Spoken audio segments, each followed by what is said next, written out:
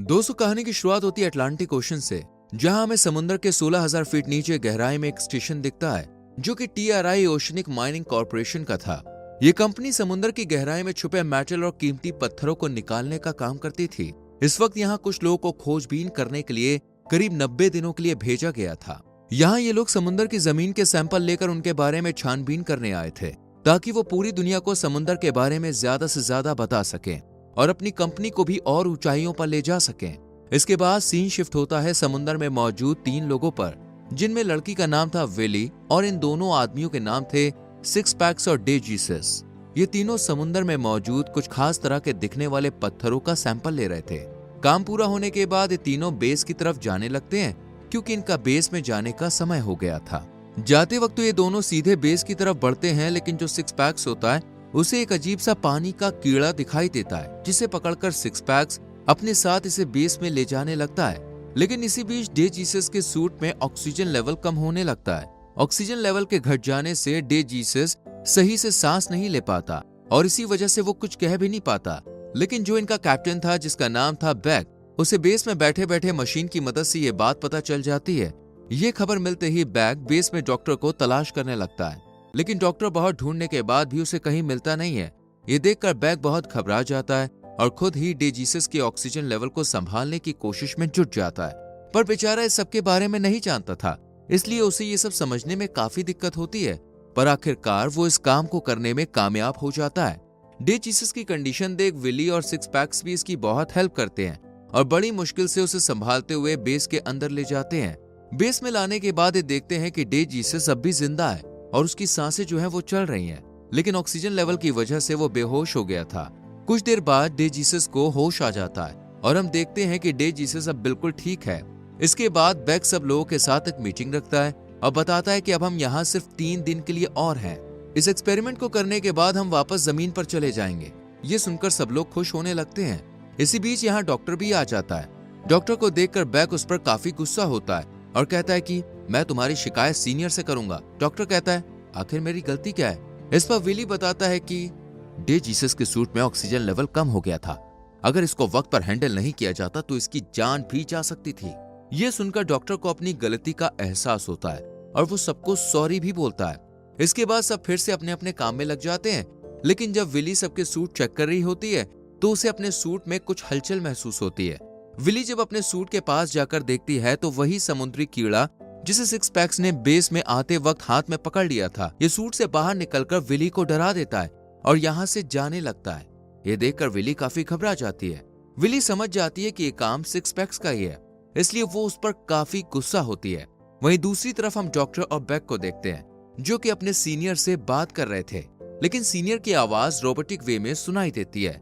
ये रोबोटिक आवाज इनसे पूछती है, क्या तुम्हें एक्सपेरिमेंट के दौरान कोई कीमती चीज मिली या दिखाई दी? इस पर बैक कहता है, नहीं, हमें सिर्फ चांदी मिली थी।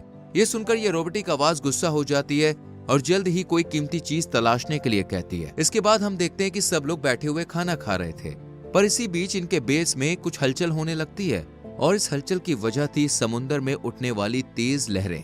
ये देखकर ब्रिजेट कहती है, बस हमें सिर्फ 2 दिन और इस नर्क में रहना है, फिर हम अपने घर वापस जा सकेंगे। ब्रिजेट की बात सुनकर बैक काफी परेशान सा हो जाता है और ऐसा लगता है जैसे वो कुछ कहना तो चाहता है पर वो कह नहीं पाता। दरअसल बैक को अब पता चल चुका था कि उन्हें यहाँ पर किसी साइंटिफिक मशीन के लिए नहीं भेजा गया है, बल्कि उन्हें तो समुद्र में दबे छुपे खजाने की खोज करनी है और इसी काम के लिए उन्हें यहाँ भेजा गया है।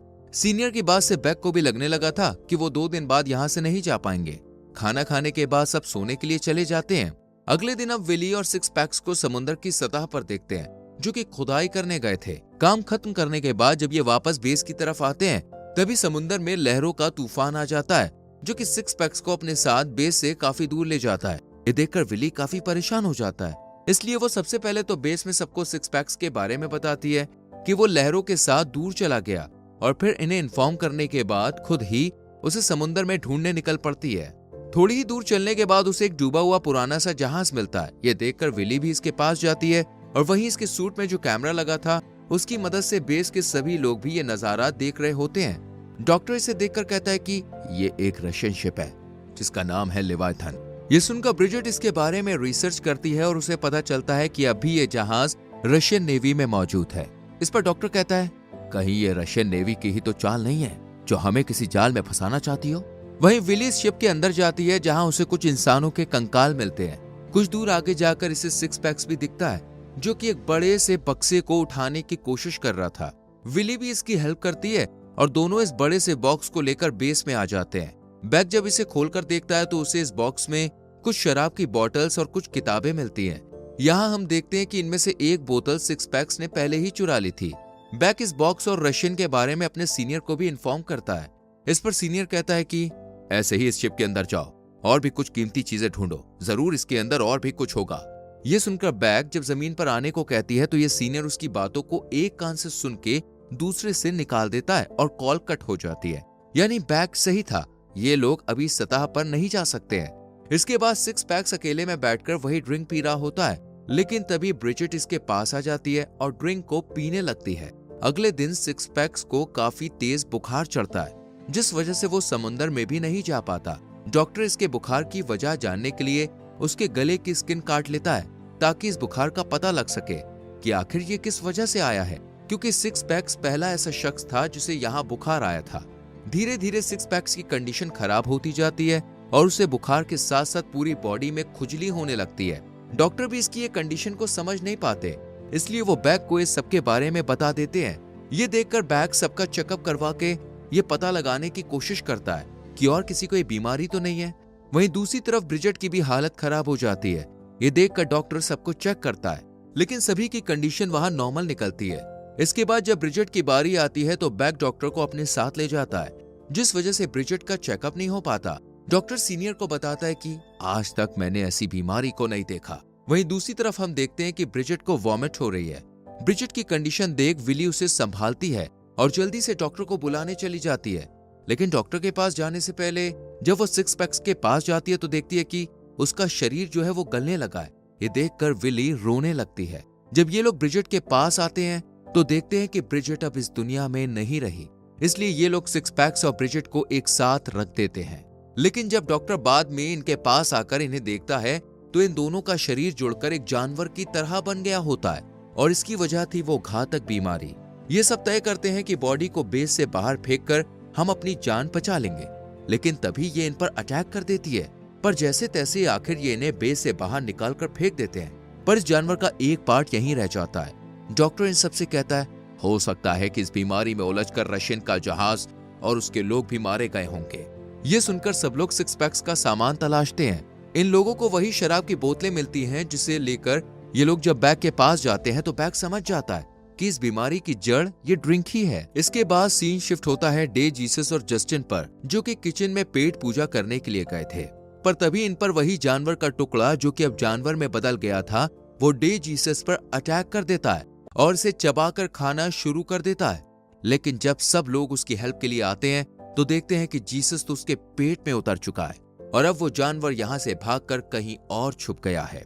इसलिए बैग सबको हथियार देकर अपनी प्रोटेक्शन और उसको मारने का ऑर्डर देता है। इसी बीच वो जानवर कॉप के पैर पर हमला कर काट लेता है, लेकिन खुशकिस्मती से यहाँ डॉक्टर आ जाता है और इसका पैर काटकर उसे जानवर से बचा लेता है। इस तबाही के बाद जस्टिन और बैग उसे पकड़ने के लिए एक प्लान बनाते हैं और अपने खून की कुछ बूंदें गिराते हुए रूम की तरफ जाते हैं ताकि वो जानवर स्मेल सूंघता हुआ कमरे में आ जाए और ये उसे वहीं पर बंद कर दें। इसी बीच ये देखते हैं कि कॉप भी उस जानवर के काटने की वजह से उस जैसा ही होता जा रहा है। डॉक्टर इसे मारने का फैसला करता है, लेकिन जब इसके पास आता है तो ये उसे जकड़ लेता है और डॉक्टर भी धीरे धीरे उसी जानवर में कन्वर्ट होना शुरू हो जाता है।